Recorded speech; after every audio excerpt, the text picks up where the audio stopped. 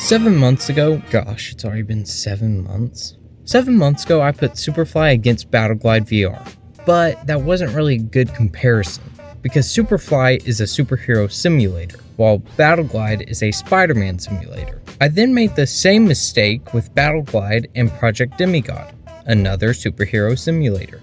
So I was sitting there wondering, what is the best superhero VR simulator? Well, ladies and gentlemen, that's the question we'll be answering today. So without further ado, let's get started.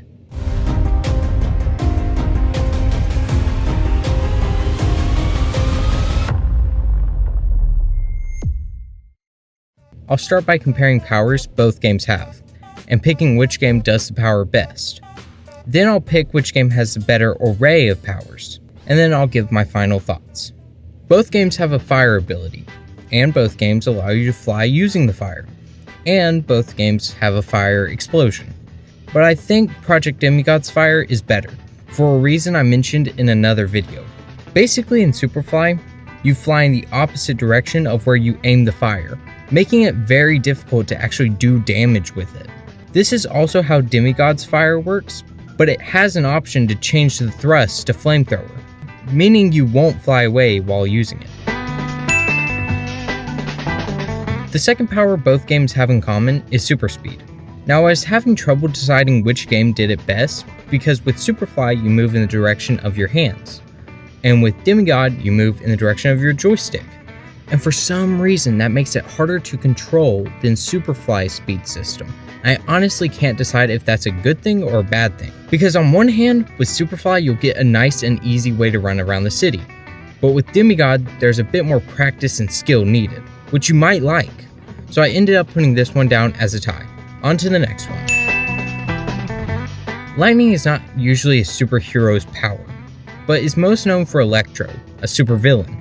But hey, maybe you prefer to play as a supervillain. I'm not here to judge. With Project Demigod's lightning, you hold the trigger and over time lightning strikes will come from your hands. Now compare this to Superfly's, which shoots a consistent stream of lightning. You can also fly with the lightning power in Superfly. The only other lightning ability you have in Project Demigod is Lightning Grab, which I don't know if I've ever really seen a lightning ability like this, but it's pretty cool. I did give this round to Superfly though. I don't think I've ever wanted the power to grow, but I'm sure someone has.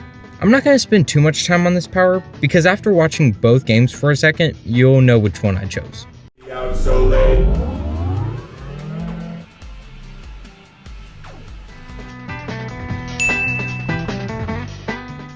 Unlike the growing power, I can confidently say I've thought about swinging through a city multiple times. I'm sure you have too. I gave my thoughts on both games' Spider-Man powers in these two videos. I'll give a link to them at the end of the video. As for right now, I personally think Project Demigod's Spider-Man is better. If you're waiting for a reason, I said I would give a link at the end of the video.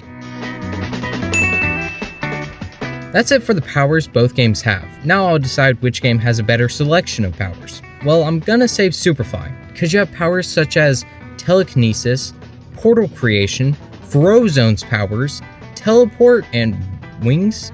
You can even have Dr. Octopus's arms. Time for my final thoughts.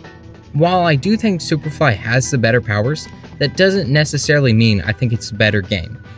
Because with Project Demigod, you have so many other options for things you can do.